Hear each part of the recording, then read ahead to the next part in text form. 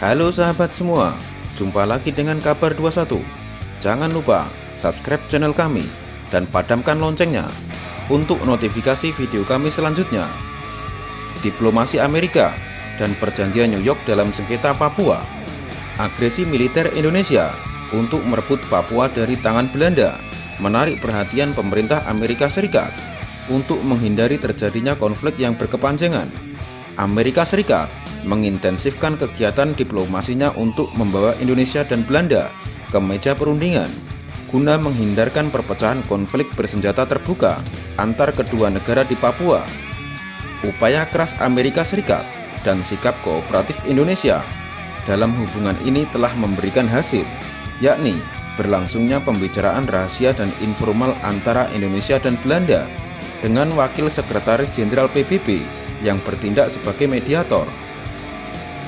Pembicaraan yang dilakukan di Middelburg, Washington DC berjalan intensif dan hanya berlangsung 3 hari, tanggal 20 sampai dengan 22 Maret 1962. Sementara itu, Trikora berjalan terus. Operasi-operasi penyusupan, baik melalui laut maupun udara, terus berlangsung dan persiapan operasi Jayawijaya diintensifkan. Kegiatan militer di lapangan ini memberikan dukungan positif pada delegasi Indonesia dalam menjalankan diplomasinya di Middelburg. Meskipun pembicaraan berlangsung sulit, usaha keras Amerika Serikat dan Ellwood Bunker menghasilkan perkembangan positif, sehingga Panglima Komando Mandala mengundurkan hari H Operasi Jayawijaya yang seharusnya jatuh pada tanggal 12 Agustus 1962 menjadi 14 hari kemudian, yakni pada tanggal 14 Agustus 1962. Sampai kesepakatan itu akhirnya tercapai pada tanggal 15 Agustus 1962. Perjanjian antara Indonesia dan Belanda mengenai masalah menyelesaikan Papua ditandatangani oleh kedua pihak di markas besar PBB di New York. Dengan tercapainya persetujuan itu, maka Operasi Jayawijaya tidak jadi dilancarkan. Berdasarkan perjanjian New York, UNTEA mengambil alih kekuasaan sementara di Papua pasca penyerahan Belanda sejak 1 Oktober 1962 dan berakhir pada 1 Mei 1963. Isi perjanjian tersebut secara rinci yaitu: 1.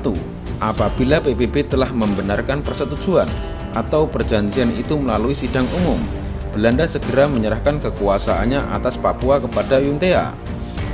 2. Terhitung 1 Mei 1963, UNTEA sebagai yang memikul tanggung jawab administrasi pemerintahan di Papua menyerahkan kepada Indonesia.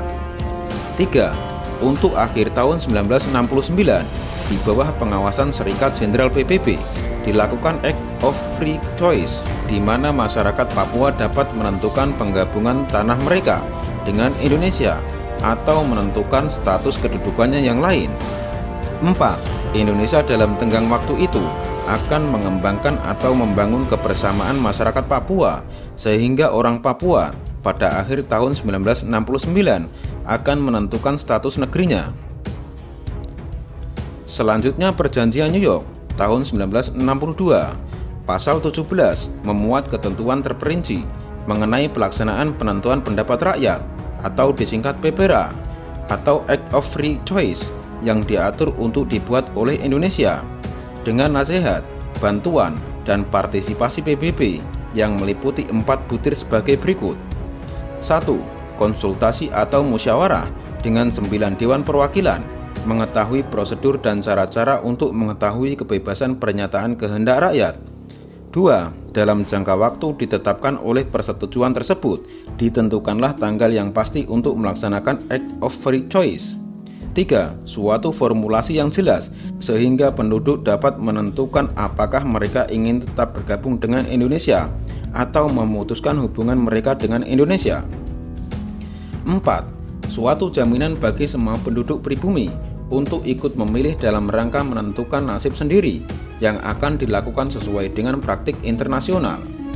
Terima kasih sudah menonton video kami. Tunggu video kami selanjutnya.